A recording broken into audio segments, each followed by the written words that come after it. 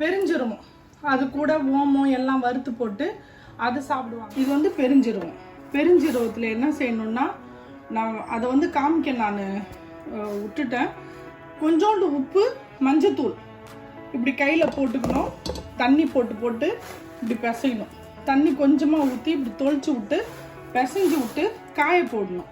காய போட்டு அப்புறமா இந்த மாதிரி செஞ்சு நம்ம கடாயில் ஸ்லோவாக வச்சு இந்த மாதிரி ஒரு பேனில் வறுக்கணும். ஸ்லோவ்லேயே வறுத்து எடுக்கணும் இதை. அதுதான் இன்றைக்கி நம்ம செய்ய போகிறோம். வாங்க எப்படி செய்கிறதுன்னு பார்ப்போம். இது மாதிரி ஸ்லோவாக வறுத்துட்டுங்க. இதில் போடுறதுக்காண்டி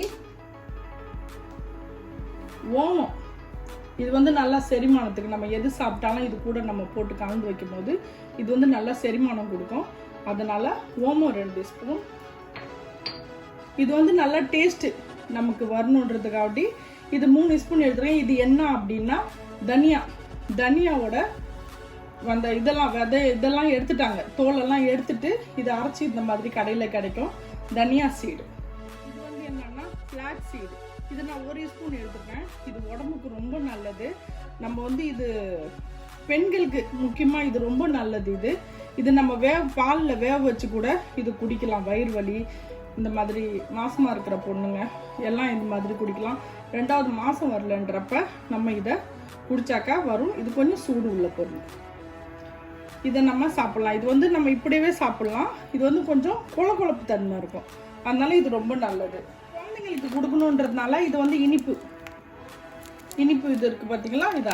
இது அது கூட கொஞ்சம் நம்ம கலந்து வச்சுட்டோம்னா நம்ம மெல்லும் போது கொஞ்சம் இனிப்பு வாயில் வரும், நல்லாயிருக்கும். அடுத்தது என்னன்னா எள்ளும் இது கூட நம்ம லைட்டாக வறுத்து விட்டு போடலாம். எள்ளும் நல்ல பொருள் தான் இல்லை, அதனால எள்ளும் இது கூட நம்ம போட்டுக்கலாம். எல்லாத்தையும் மிக்ஸ் பண்ணி பெருசாக ஒரு பாட்டிலில் கொட்டி நம்ம வச்சுக்கலாம். அதுக்கப்புறம் நான் கடையிலேருந்து வாங்கி இதில் நான் வச்சுருக்கேன். வாங்கிட்டேன். அப்புறமா நம்ம வீட்டிலே செஞ்சு உங்களுக்கும் இது காமிக்கலாம் அப்படின்னு சொல்லிட்டு நான் இப்போ இதை செஞ்சுக்கிட்டு இருக்கேன். இதையும் நான் அது கூட அப்புறமா சேர்த்துப்பேன். போதும், கலரும் பாருங்கள் சேஞ்ச் ஆகிடுச்சு. நான் இது எடுத்துக்கிறேன்.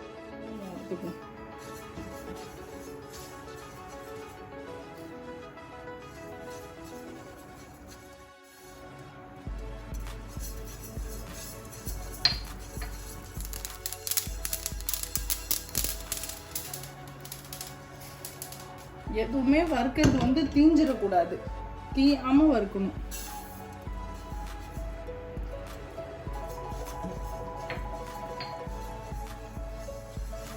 இதையும் கொஞ்சம் நம்ம வறுத்துக்கலாம்.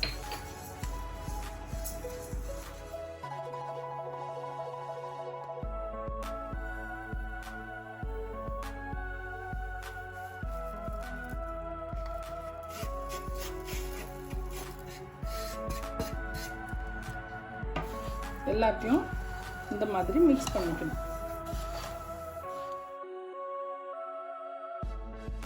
இந்த மாதிரி ஃபுல்லாக எல்லாத்தையும் நம்ம மிக்ஸ் பண்ணிட்டு ஒரு நல்லா டைட்டாக இருக்கிற டப்பாவில் இதை நம்ம வச்சுட்டோம் அப்படின்னா நம்ம இது வேணுன்றப்ப எடுத்து சாப்பிடலாம்.